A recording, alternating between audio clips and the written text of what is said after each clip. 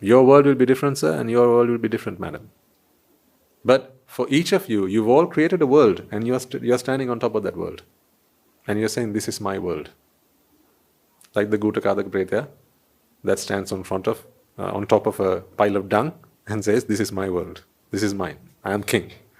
In the same manner, we all create a world in our minds. And we stand on top of that world and we say, this is my world. I am king. It's going on in your minds right now. This is because of jati. This is the world that you claim is yours. So in your world, if you are a mother, then there are those who are your children. So then your children have to do what you want them to do. You are boss. When you're a wife, then you have things that you want your husband to do because you are the wife. He's the husband. And if you are the husband, there are things that you want your wife to do because you are the husband. If you're a teacher, that's another incarnation.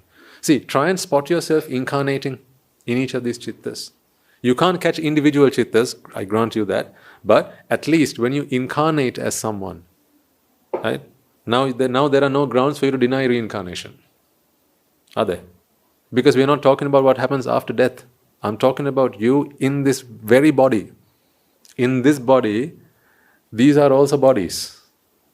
I don't mean just a square on the outside. There is also a body. But so is the chitta that arises in this body. There is also a body. What is a body again? An aggregation, an accumulation, a coming together. That is what a body is. A body of water. Think always, when I say body, think of a body of water. This is just water together, right? So here, the mind is also a body. These are causes coming together. And they manifest as an effect. So when you feel that you are a mother, you have incarnated in that chitta as a mother. So therefore, you see, in a chitta where you feel you're a mother, do you do anything that a mother doesn't? All your actions are then, they converge with the conception of a mother. The notion of a mother, they all agree with what a mother does. So say, sometimes you'll find it challenging. Take for instance, if you've ever been a teacher and you have a student in your class who is your biological child. I don't know whether anyone has this experience. You're a teacher and your child is also in the class. Now my father used to be a teacher at one point and I used to be in his classes. So I remember he used to talk to me before classes and say, in class, I'm not your dad. Right? So you can't be calling me Appachi. I remember that conversation like it was yesterday. He said, you can't be calling me Appachi. I said, shall I call you sir? He said, no, you don't need to call me sir either. That seems really weird. Just put your hand up and I'll ask you what you want to say. You say it, but you can't be behaving like you're at home with me. In the classroom, I'm the teacher and you're a student. So we set the rules. We agreed on that on the first day of class. So he used to teach me math and science.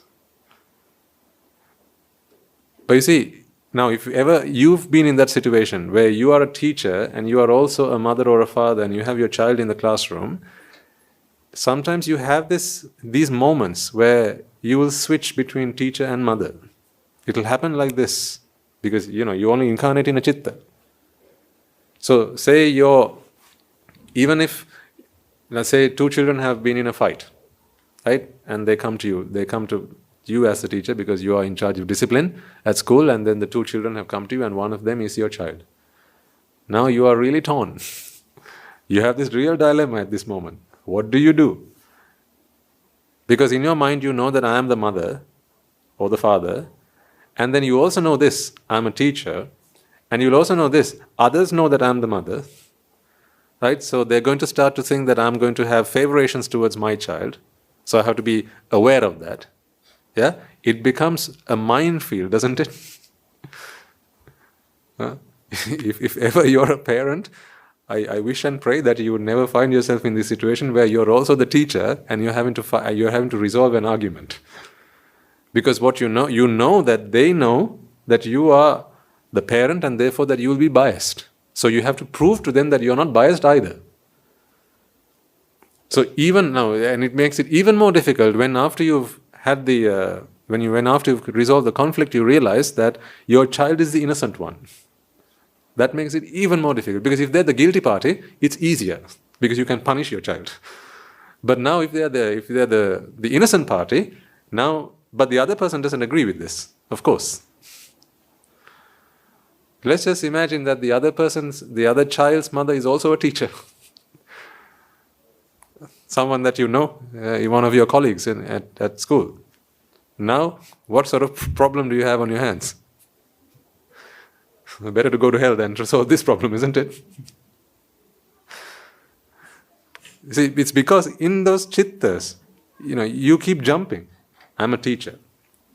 I'm a parent. I have to be seen as righteous. I can't be seen to be biased. So I have to be an unbiased person. All of these personas you're playing in your head. All the while you're jumping from chitta to chitta, like a monkey jumps from tree to tree. In each of these chittas, you live a different persona.